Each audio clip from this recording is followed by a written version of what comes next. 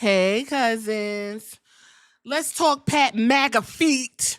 Listen, I'm not even gonna hold you. When Pat McAfee came on the scene, I saw what he did for Michael Cole. He seemed to have brought him alive. He seems to have made him feel good. It was like a new, refreshing, youthful aura surrounding Michael Cole. Okay? So I'm not gonna sit here and act like I was like, oh man, this motherfucker's terrible.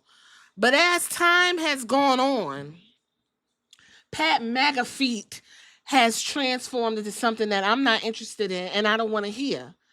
The jokes, the commentary, the focal point being him and whatever bullshit he got going on has taken away from the product that I want to see, which is already diluted and fucked up thanks to the investment firm Silver Lake. Anyway, Pat McAfee went and said he has gone, child. You know what? Usually I would stop and re-record this, but we talking about Pat McAfee and the way he fuck up on the commentary, and everybody's just like, "Oh, that's Pat." I'm a fuck up on this commentary. You gonna say, "Well, you know how Stephanie is." Okay, okay. Men's Fitness is where I'm reading this. Pat McAfee exposes the real reason he stepped away from WWE. Pat McAfee is famous for his high energy commentary across multiple sports, but he openly talked about why he left WWE. He said, and I quote, I got tired, man. I'm crashed. McAfee recently left the WWE Monday Night Raw commentary desk citing burnout from grueling travel schedule. He says that he hit a wall and was struggling with brain fog.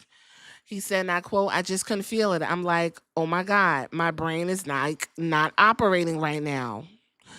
McAfee described his hectic schedule in the weeks leading up to this decision, which included trips to Dublin, Los Angeles for TST, which I completely do not remember what that stands for, Paris Island, and back to LA for WWE's Money in the Bank event. If y'all know what TST stand for, go ahead in the comments and tell me, because he was in Los Angeles for it.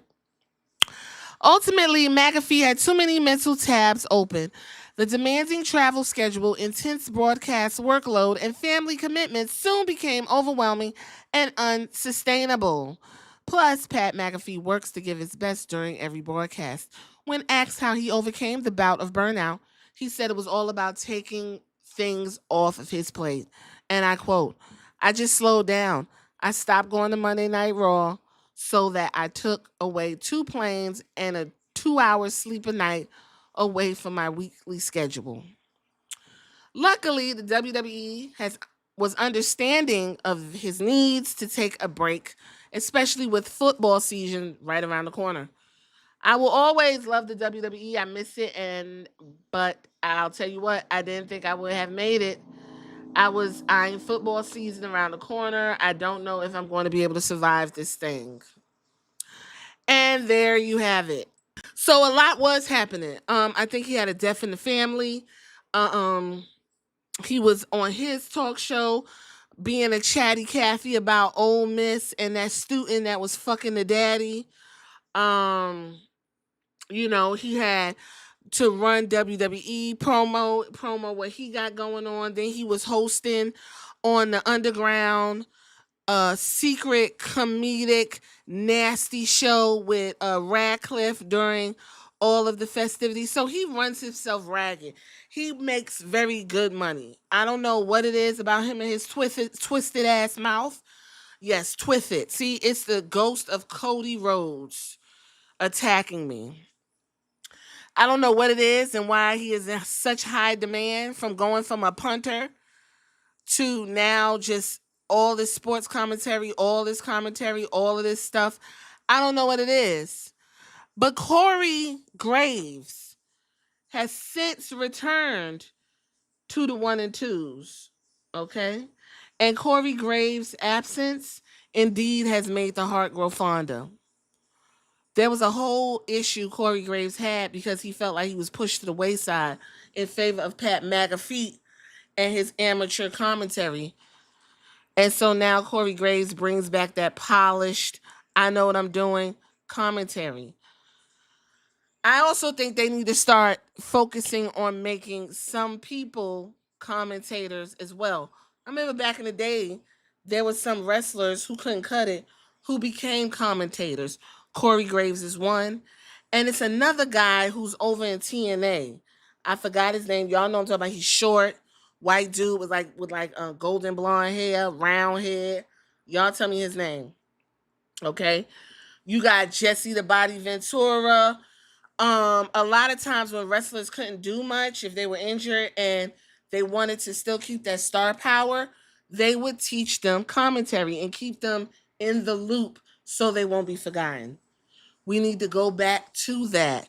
Found an article with the Daily DDT, and they said WWE don't need Pat McAfee on commentary no more. Let's see what they talking about. Essentially what I said. Corey Graves and Wade Barrett are right there. Corey Graves did his Thug Thizzle. Everybody celebrated it. Wade Barrett, outside of his, Bianca and some words he can't say, he does a good job doing what he needs to do. So I don't understand why we can't hone and get deeper into other people. Pat McAfee's absence is understandable. If he needed to step away, that's good, but I don't see the need for him at all. They already have talented professionals in place, and they are ready to step up. I agree. I'm gonna leave it right here. For the most part, I don't miss him. He needs to go and take as much time as possible, indefinitely. Listening to him on commentary and learning more and more about him, I find him to be off-putting and insufferable. And every time they get other talent deep into the ring, they learn that this ain't for them, and that's okay. With that being said, well, do y'all miss Pat McAfee? Are you waiting with bated breath for him to return to the WWE commentary table? I gotta get some water because clearly I'm having difficulty talking. I think Cody Rhodes' ghost is trying to take my tongue out my mouth. Y'all tell me what y'all think in the comments. I gotta get out of here, y'all.